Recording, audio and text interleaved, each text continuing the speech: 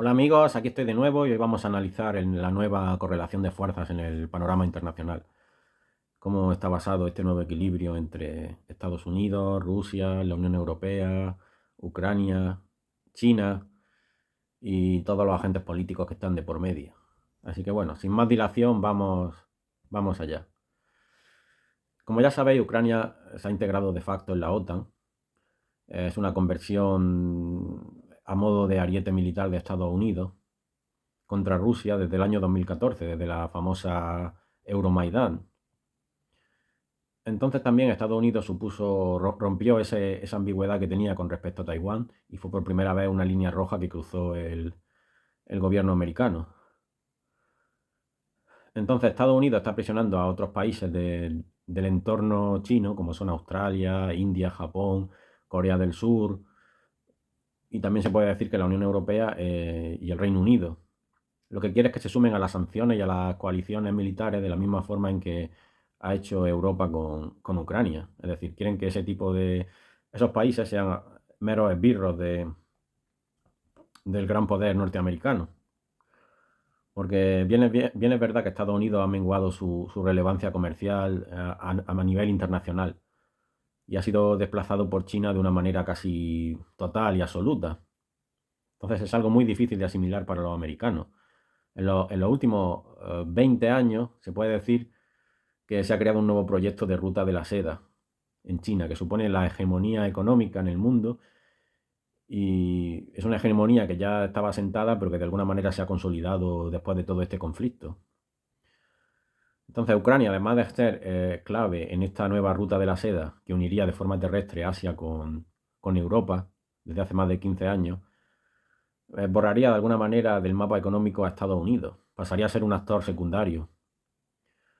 Entonces, por ejemplo, la primera intención de Estados Unidos sería, provocando la guerra de Ucrania, sería romper las relaciones comerciales de Europa con China y hundir la economía europea y hacerla que sea dependiente de Estados Unidos. Entonces matarían varios pájaros de un tiro, por decirlo de alguna manera.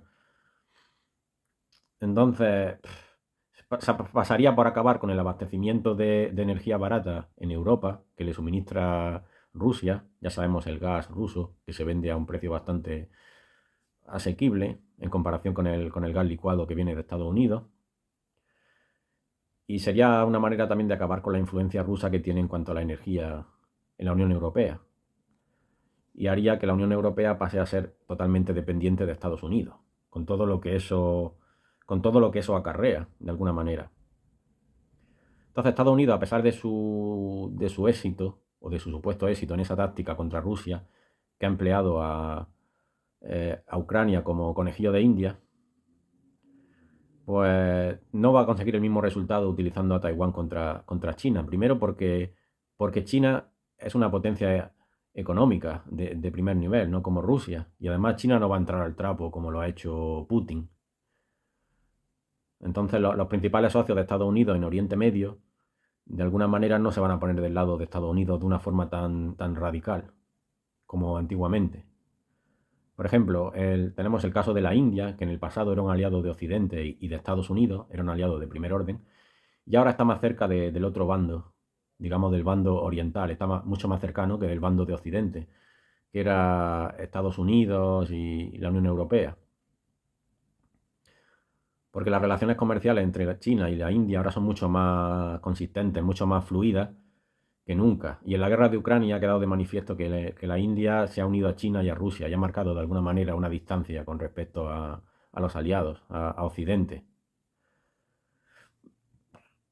Entonces ha aprovechado la guerra y el declive en Europa para su propio desarrollo y para conseguir energía barata de Rusia, e incluso para hacer negocio revendiendo la energía rusa a Occidente. Entonces, la India ha sido uno de los principales beneficiarios de este conflicto armado. Porque para la India las relaciones comerciales con China son fundamentales, porque China es el mayor mercado mundial y aspira a colocar buena parte de sus productos en él. Y además aspira a ser una superpotencia comercial y política. Entonces, no, de alguna manera no está interesado en ser un mero esbirro o un lacayo de Occidente, como pretendían desde Estados Unidos. Entonces, ese cambio en la posición de la India, es algo de lo que no se habla demasiado. Y bueno, es algo realmente fundamental en todo este conflicto. Pero incluso socios leales y serios de Estados Unidos, como por ejemplo Australia o Nueva Zelanda, ahora son bastante reacios a molestar al gigante asiático, a China, porque se ha convertido en su principal socio comercial. Entonces el equilibrio de fuerzas ya vemos cómo está cambiando, está girando hacia Oriente y está de alguna manera avanzando hacia China. Entonces Estados Unidos de alguna manera no puede permitir que la hegemonía mundial pase al país asiático. Entonces va a seguir presionando a China hasta conseguir que esta guerra fría dé un paso más. Ya sabemos que Estados Unidos es un país belicista, es un país agresivo y tiene unas políticas realmente lamentables. Entonces, en el contexto de un capitalismo agotado, se explica gran parte de lo que está pasando y todo lo que le está pasando a Estados Unidos. El gigante americano ve que está perdiendo la hegemonía mundial y en este contexto de crisis energética y crisis climática, lo que está pasando es que ya no el panorama internacional ya no va a volver a ser el mismo que antes de la pandemia ni de la guerra de Ucrania.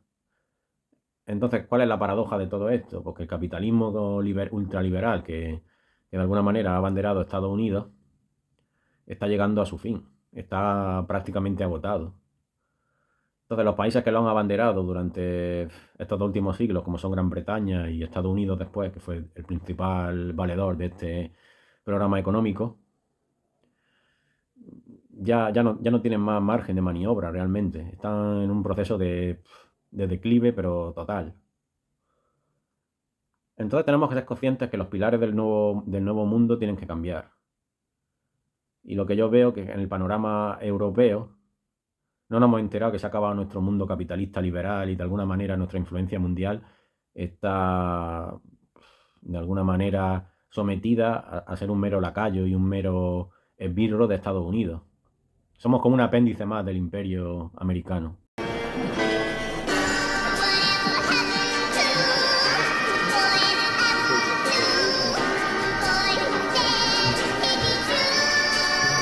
Are you fucking with me? You smoke weed? Nigga, please. Tell me, are you on? You smoke strong? Your money. Y entonces parece que el imperio americano y este nuevo sistema económico nos va a arrastrar a nuestro declive. No veo mucha otra salida a todo esto. Europa está al borde del abismo y no parece que vaya a dar marcha atrás y vaya a salir de este círculo vicioso. Entonces yo creo que ya va siendo hora de que deje de ser el siervo de Estados Unidos y de la OTAN y que empiece a tener capacidad propia para decidir sus propios intereses y no los intereses de terceros. Aunque tal y como está montado el panorama internacional y tal y como está constituida la Unión Europea, lo veo bastante complicado. Porque ahí tenemos a lacayos bastante serviles como Borrell y otros miembros de la Unión Europea que realmente tienen un papel patético y están al servicio única y exclusivamente de Estados Unidos. Entonces, la política exterior y la política armamentística de la Unión Europea es prácticamente inexistente. Están al servicio del gigante americano y no veo yo mucha solución a todo esto. Pero bueno, es una pequeña reflexión, un pequeño análisis sobre lo que está pasando actualmente y sobre las consecuencias a medio plazo del conflicto en Ucrania.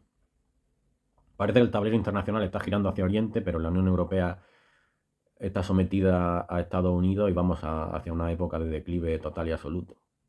Porque no pintamos nada en el panorama internacional. Así que sin más dilación, me despido de vosotros y espero que reflexionéis sobre este asunto, que es muy importante para nuestro futuro.